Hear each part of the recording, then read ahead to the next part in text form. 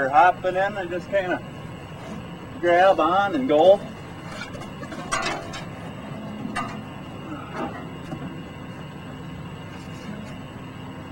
Tires help a lot.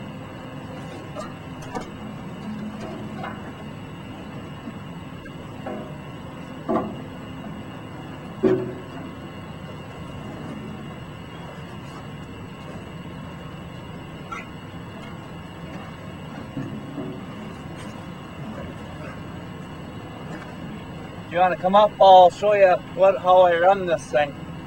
For running it, I got these sticks here that are like a portable hand control, and this is just something that I found on the internet or whatever, and I use that for running the clutches and stuff.